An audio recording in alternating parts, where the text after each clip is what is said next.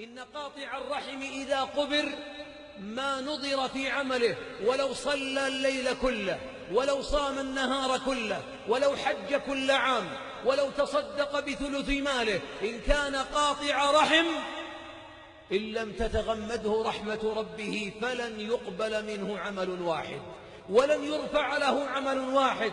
ولذلك نقول لأبناء الموتى، أبناء المتوفين: أصلحوا ذات بينكم وصلوا أرحامكم، وإن كان الوالد أو الوالدة مات أو ماتت قاطعة فاذهبوا إلى من قطع حتى يبيحهم ويحللهم، وأكثروا من الدعاء له، لأن قاطع الرحم لا ترفع له إلى السماء ركعة، لا ترفع له إلى السماء طاعة، ولو كان أكثرنا صلاة وصياما وقرآنا، ولو اجتمعنا كلنا وقلنا ونعم ما تنفع عند رب العالمين، لأن الله في كتابه لعن قطاع الأرحام وما لعن قطاع الطريق ولا السراق، لأن الله يغضب على القاطع.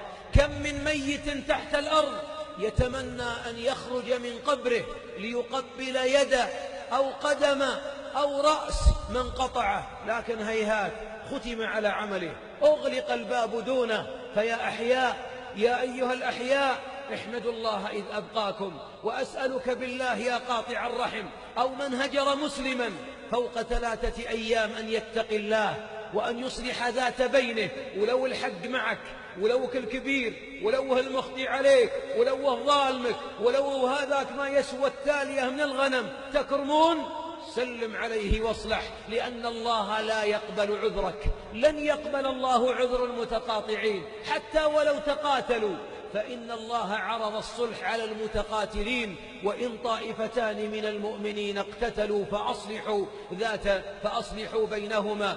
بل أمر الله بالصلح عمن قذف عائشة، فما دونها أخف وأهون. فأمنية بعض الآن الميت، بعضنا تحت الأرض له 20 سنة قابرينه عياله عام 1416، وبعضهم قابرينه عياله من 1410، وبعضهم مقبور في 1390، والله بعضهم لا زال لم تنظر حسناته، لأنه لم تكن أعماله ترتقي إلى الله.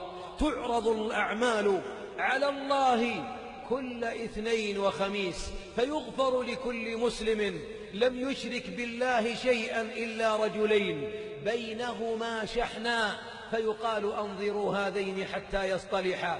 لذلك خذوا من الموتى عبرة، وأفيقوا معاشر الأخيار، أفيقوا قبل أن تنتهي المهلة، وقبل أن تأتي الحشرجة في صدرك، ويلتوي الساق مع الساق، وتشخص العين إلى السماء، وتنادي فلا يسمع صوتك، وتخرج روحك كأنما العروق قد جذب منها بشوك.